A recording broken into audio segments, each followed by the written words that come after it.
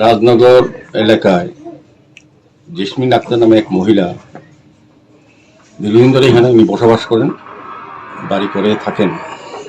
কিন্তু ওনার বিরুদ্ধে এই এলাকা, বিশেষ করে মহিলা বা ওনার সম্প্রদায়ে যারা আছে প্রত্যেকেই, এখানে সামাজিক সংস্থা যে ক্লাব আছে এবং এলাকার সমস্ত জনগণ ওনার অসামাজিক কাজের বিরুদ্ধে বহুবার পুলিশের গোচর নিয়েছেন।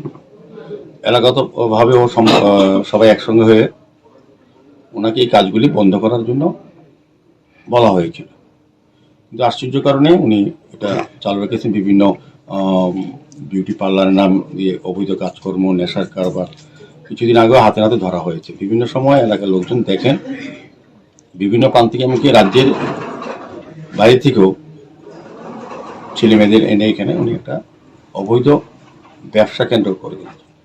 সামাজিকভাবে এটা এই এলাকায় কলুষিত করেছে এবং বিধানসভার বিধায়ক হিসেবে আমার একটা দায়িত্ব আছে, আগরতলা পৌরসভার মেয়র হিসেবে আমার একটা দায়িত্ব আছে যে এই সামাজিক অবক্ষয় থেকে সমাজকে রক্ষা করার ক্ষেত্রে আমাদের রাজ্যের মাননীয় মুখ্যমন্ত্রী প্রফেসর ডক্টর মানিক সহ বরাবরই এই অসামাজিক কাজে যারা যুক্ত তাদের বিরুদ্ধে কঠোর ব্যবস্থা গ্রহণ করার জন্য উদ্যোগ গ্রহণ করে থাকেন। রাজধানীর রাজনগর এলাকার জেসমিন আক্তার নামে এক মহিলার বিরুদ্ধে বাড়িতে বিউটি পার্লারের আড়ালে দেহ ব্যবসা এবং নেশা সামগ্রী বিক্রির অভিযোগ উঠেছে। স্থানীয় বাসিন্দারা পুরুষ মহিলা নির্বিশেষে আগরতলা পৌর নিগমের মেয়রের কাছে তাকে এলাকা ছাড়ার দাবি জানিয়েছেন। সোমবার এলাকাবাসী মেয়র দীপক মজুমদারের কাছে লিখিত অভিযোগ জমা দেন। অভিযোগে বলা হয়েছে, জেসমিন আক্তার দীর্ঘদিন ধরে ইয়াবা ট্যাবলেট, ফেন্সিডিল, কোরেক্স ড্রাগস এবং ইনজেকশনের মাধ্যমে নেশা সামগ্রী বিক্রি করছেন। এছাড়া বাড়িতে বিউটি পার্লারের নামে দেহ ব্যবসা চলছে বলে অভিযোগ। বাড়িতে থাকা 12টি ভাড়াটিয়া কেউ ত্রিপুরার বাসিন্দা নন এবং বেশিরভাগই বহিরাজ্য থেকে এসেছেন।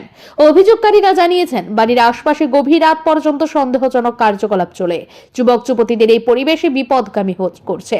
এলাকার উঠতি বয়সের যুব সমাজ নষ্ট হচ্ছে এবং স্থানীয় বাসিন্দারা ভয়ের মধ্যে রয়েছেন। অভিযোগকারীরা আরো বলেন, জেসমিন আক্তার কারোর সঙ্গে কথা বলেন না এবং মানুষের সঙ্গে দুর্ব্যবহার করেন। কেবল টাকার গরম দেখিয়ে তিনি ক্ষমতার অপব্যবহার করছেন।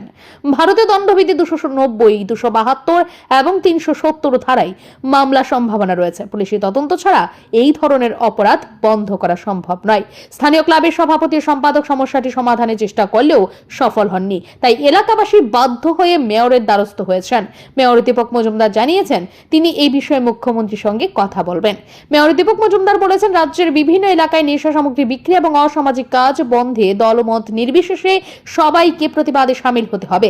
তিনি আশ্বাস দিয়েছেন, দোষীদের বিরুদ্ধে কঠোর ব্যবস্থা নেওয়া হবে।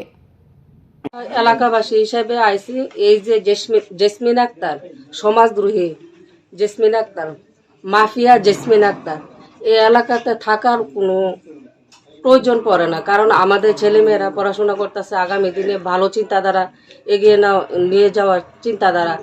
এই জেসমিন আক্তার এই সমাজটারে ধ্বংস করে লাগতেছে। শুধু খালি 2 নম্বরই কাজকর্ম করে, অবৈধ কাজকর্ম করে, ঘরের অল্প বয়সের মেয়েরা ছেলেরা নষ্ট করতেছে। পার্লারের কি একটা আছে, অনেক জায়গা জায়গা সেন্টার খুলে রাখছে, বাড়ি তো খুলে রাখছে। দিনে রাতে 24 ঘন্টা এনি টাইম ওর বাড়িতে বহিরাগত আসে। বহিরাগতরা নিয়ে বাড়ির মধ্যে অসামাজিক কাজকর্ম করে। তাই আমরা এলাকাবাসী একজোট হয়েছি, জেসমিন আক্তার এই এলাকা, এই সমাজে থাকার কোনো অধিকার নেই। জেসমিন আক্তারে উদ্বস্ত আমরা চাই। এই ঘটনাকে কেন্দ্র করে রাজনগর এলাকায় চরম উত্তেজনা বিরাজ করছে এবং প্রশাসনিক হস্তক্ষেপের দাবি উঠছে। ব্যুরো রিপোর্ট, ঋদ্ধি নেটওয়ার্ক।